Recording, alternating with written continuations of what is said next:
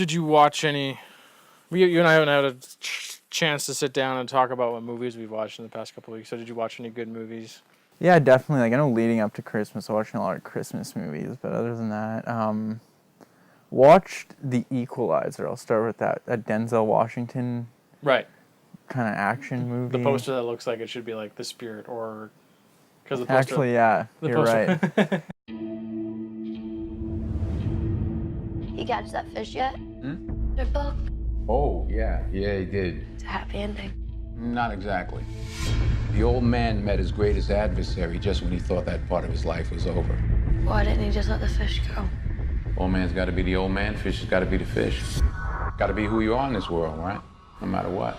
It's very like it's weird how similar this movie is to like John Wick or something, where it's like this retired hitman or something, is called back in to take that life again. So it's one of those movies, He's like meets this like Russian prostitute girl that he kind of like comes friends with, and she gets like beaten half to death. Okay. So he goes to get revenge, and it's just Denzel like killing people and stuff.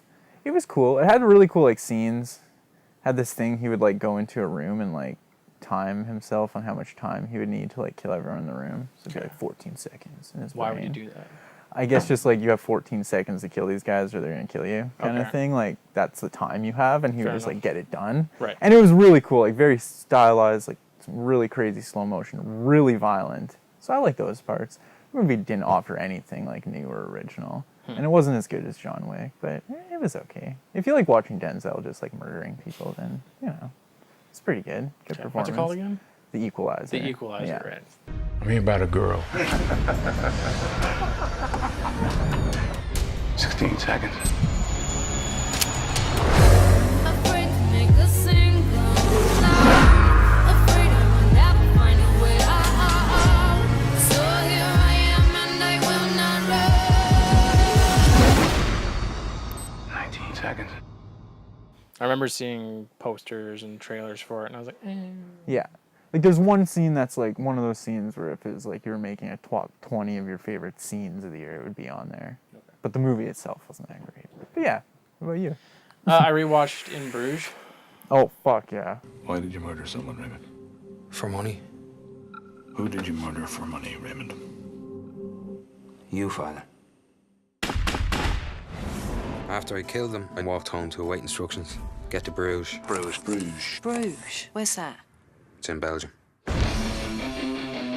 For 2 weeks? In Bruges? In a room like this? With you? No way. Been to the top of the tower? Guidebook says it's a must-see. Well, you ain't going up there. Why? It's all windy stairs. I'm not being funny. What exactly are you trying to say? Because I haven't seen that movie. That's a great movie. It was pretty good. Yeah. I do enjoy that movie. Really good character movie. Yeah. I mean, the plot is driven from who those characters are and how they interact. Mm-hmm. And the funny, almost sitcom-like situation that they're put in. Yeah. Except it's a much darker comedy movie. Yeah, it's like the ultimate, like, balance between super dark drama and, like, comedy. Yeah. I love that movie. Have you seen Seven Psychopaths? No. You should watch that, man. It's so good. Yeah. Totally different movie, but very similar tone, where it deals with these, like, dark kind of things, but it's just super funny. Yeah. It's funnier, even. Seven Psychopaths is legitimately, like, fucking hilarious. But In Bruges, like, I think this is probably, like, the fourth or fifth time I've seen this movie. Yeah. And I seem to enjoy it the more I watch it. Okay. But I always recommend to people, like, check out In Bruges if, it's on Netflix, and there's no reason why you shouldn't watch it. It's one of those movies I don't think I've ever met anyone who's like, In Bruges sucks. Never. Yeah, I think you're right. It's just a great movie, yeah. That's a good one. And some really good acting, especially from Colin Farrell. I'm not a big Colin Farrell fan, but he does a fine job. In Seven Psychopaths, he's great in that too. He just needs the right like role and director, I think, Colin Farrell. Because either he's like really good or he's like kind of terrible in movies, it seems. Yeah. And also that sequence where Brendan Gleeson is bleeding to death and he's crawling up the stairs, and there's that old Irish folk song playing. Mm-hmm. Great scene. Yeah, that scene is great. And then he gets thrown off the tower or whatever. He jumps. Or jumps, that's right. Yeah. Yeah, and it's like super violent. Yeah. He lands. It is one of those moments where when he lands, it is like, you go, oh, that's Yeah. nasty. The impact is just realistic enough and over the top gory that you go, oh god. That's perfect. Yeah. And he has a great, it's still funny, even though it's quite dark. When he's dying, he goes, I think I'm going to die now. In Bruges. Do you know what the director's name is? I can't remember. Last night I rewatched Kings of Summer. Oh, yeah. That's a really good movie. I do enjoy that Yeah, movie. I actually fucking enjoyed it just as much, if not more, the second time here. My house, my rules. This ends today. Yes, it does. Joe, my parents are killing me. So you wore the blue shirt today, not the one with the pocket? Yeah? Whoa. Rope in the attitude, mister. This Come is your on, mother you're buddy. speaking to. Come on. Huh? Huh? Who is he doing a show for? Girl check. Checking for a girl in a bikini. Yeah, that's a damn good movie. It's actually one of the best like coming of age stories I've seen, probably. Like top 5. There's so many of them and I watch so Yeah. many of them, right? But it's just so good though. It's like the way it deals with things is very realistic, and like the main character is like really realistic. Like Yeah, because it's a movie about like teens rebelling against authority figures, kind of, right? And then they build their own utopia sort of thing, and they get away. But then they quickly realize that the utopia they built, they run into like the same problems that they were running into before, or they run into different problems. Yeah, the main character kind of starts feeling that about the one guy, and then the girl comes in and kind of likes his best friend instead of him, and that kind of tears everything apart. But which is why women shouldn't be allowed to have equal rights. They fuck everything up. Yeah. What could you be showing me in the woods right now? This is the side of our new house, man. What, like a tree house? No, like a real house. No parents, no one telling us what to do. We make the rules. Hold on. What is this kid doing here? I'm afraid to tell him to leave. I don't know what he's capable of. No, I like in this movie it definitely works because it's like a relationship thing from the point of view of guys, and dudes go through that kind of thing, you know, and at that age and stuff. And I really like though how the parents in the movie, they're not like these evil people like beat their kids or something. Or they're not like the principal from Breakfast Club, where they're like a one-dimensional villain character. Yeah, exactly. Like they're real people and they're funny and. What's the actor's name who plays his dad? Oh my god, he's so... Is it Nick Offerman? Yes. He is so goddamn funny. I like how he like tells the Chinese delivery guy, your wontons are too fucking big. Yeah. And then like the daughter comes and like breaks it up, and like the dad walks away and the guy's kind of still going off, and she just looks at him. She's like, well, it's real anyways. Your wontons are way too fucking big. No one can fit that in their mouth. And shuts the door. And I like the callback later. He's like eating the leftover, and he's trying to fit this giant wonton. Yeah, man. Yeah, I really like that movie. He's great, Nick Offerman. And no, I like that too, that the parents aren't like these evil like cliches, because it makes it more realistic too. Because teenagers do usually like rebel against their parents for kind of stupid reasons and stuff, and the movie's just hilarious. That one character is just next level funny. Is it like DiMaggio or Bellagio or something? Like that. Yeah. It's he's the wild card comedy relief character. Man, his intro in the movie is so funny. They're at the party and he's just like standing there, and this girl's just like, "Whoa, how long have you been standing there?" And he's just like, "Hello." And one guy's like, "That wasn't an answer."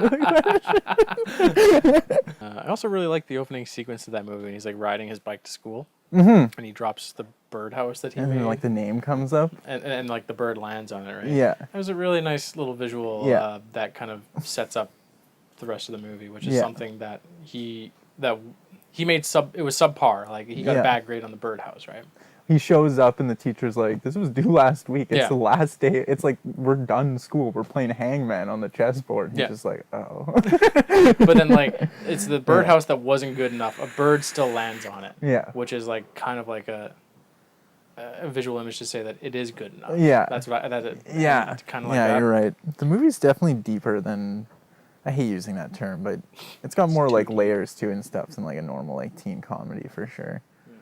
And just like the way the character, like he learns to survive on his own and almost becomes like, not crazy, but like, you know, like independent. That's how he learns to be independent. And by becoming more independent, he like learns what his dad has to go through and like kind of respects his dad more at the end. Perfect. Yeah. Fucking perfect. Agreed. Yeah, that movie's great. To never speak of this enterprise to any adult. to be our own men, to boil our own water, and kill our own food. I also watched a documentary on Netflix. I saw the trailer for this doc probably like a year or two ago. And I guess it just came out because of crowdfunding and things like that. And it's called Dear Mr. Watterson. Okay. Which is a documentary on the Calvin and Hobbes comic strip that ran in newspapers in the late 80s, early 90s. Okay.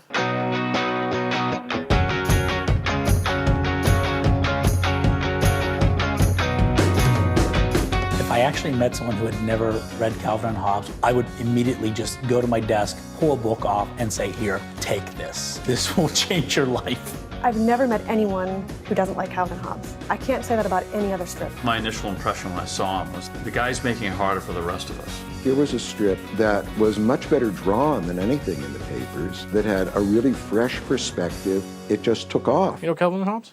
I'm aware of it. You I never like monster. read it or anything. Yeah. And so it's about the comic strip, and because it's still one of the most one of the most popular comic strips to have ever been. There's a term they were using for it to go into newspapers, not inscripted or something like that. Yeah, it's like it's unlike Archie where it's like only found in newspapers. It's only in newspapers, or you can go into like a bookstore and buy all the newspaper strips. Okay. In a compilation book. Sort of thing, right? Yeah. And I have several of those books. A lot of my friends had several of those books. And it was just a really solid comic strip. Anyways, a really good documentary, and it focused a little bit on Bill Watterson, who was the author / cartoonist, and how he's one of those guys, he's practically a hermit. Okay. Like, he's been very, very, very, very quiet on anything related to Calvin and Hobbes. Like a J.D. Salinger type? Yeah, except he's apparently not crazy. I think he's supposed to be a really nice guy. Just very introverted or whatever. Yeah, and like he wouldn't do anything for this documentary. They probably didn't even bother because the guy's never even so much as done like an interview for a magazine. Oh, okay. Okay.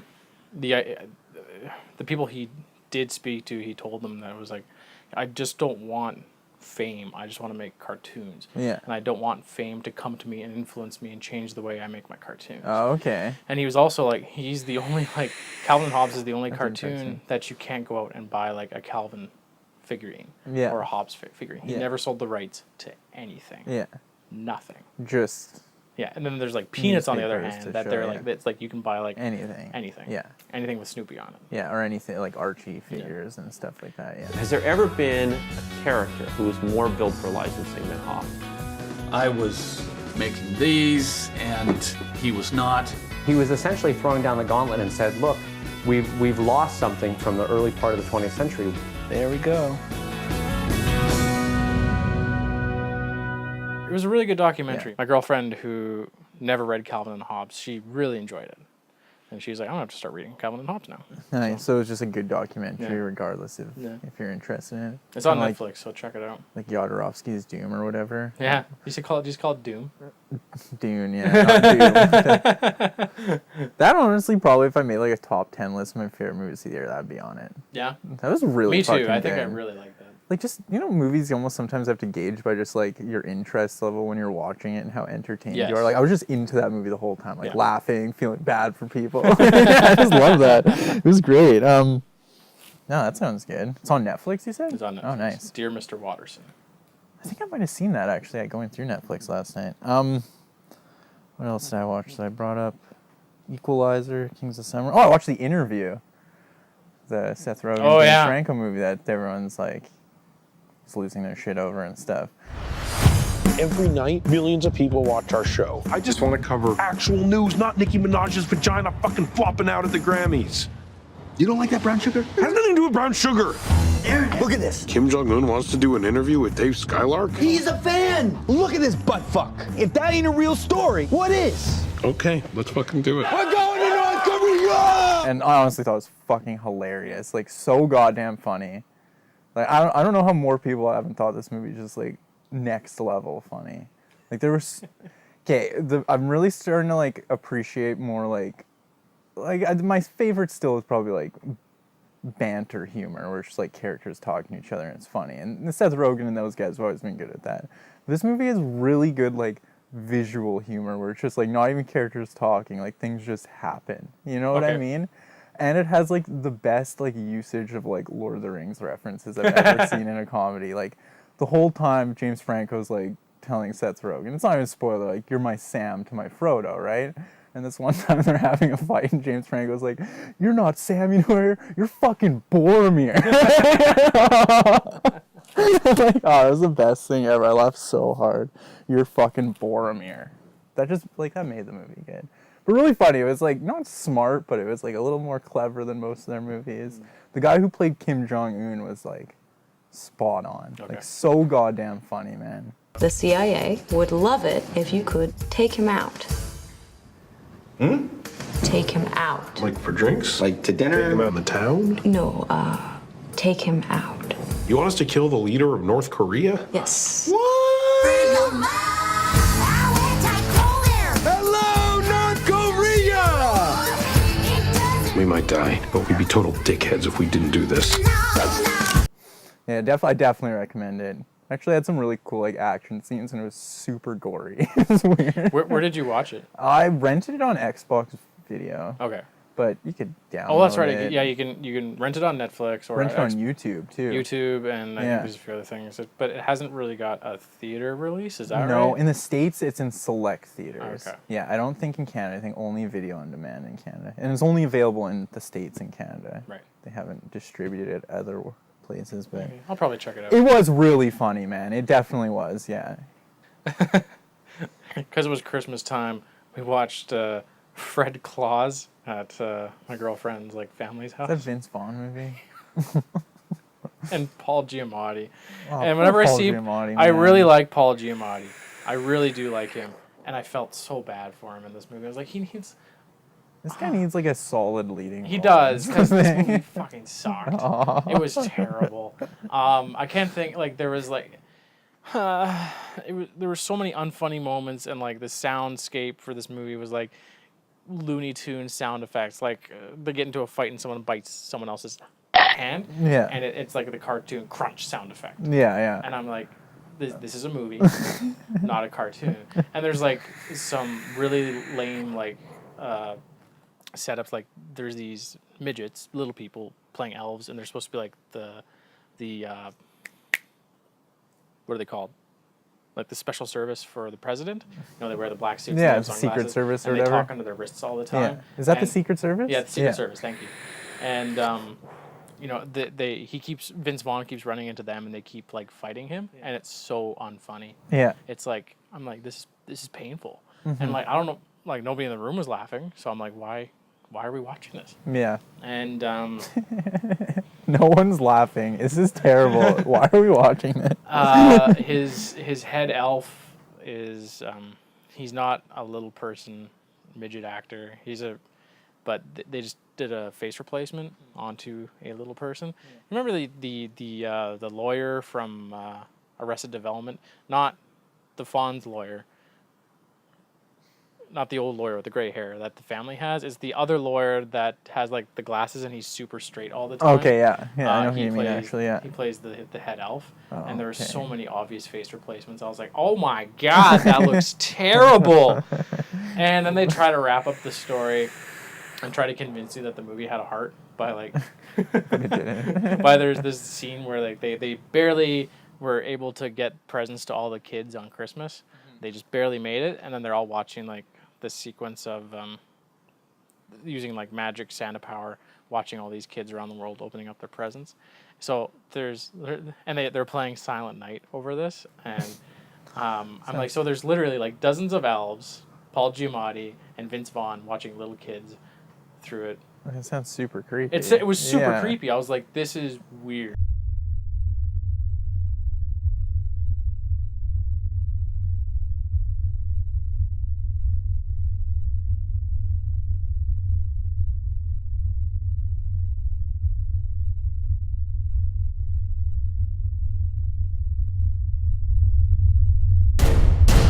Okay, I just been watching, like I was mentioned before, one of the funniest shows I've ever seen. I'm so glad I discovered this, called The In-Betweeners. Okay. UK show.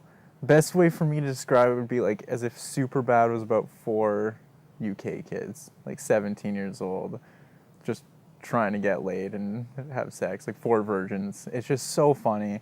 All the characters are like very distinct, you know, like they're all like characters you'll remember. Like one of them, you got like the one guy who's just like always trying to like have a relationship with girls, and he's like been obsessed with this one girl for like years and stuff. And like most people knew a guy like that in high school. And every episode's just him embarrassing himself. Like it's so goddamn funny. Then you have like the new guy who just like can't help but just like kind of like argue everything. Like if someone says that, he'd be like, actually, you know, right? One of those, you know.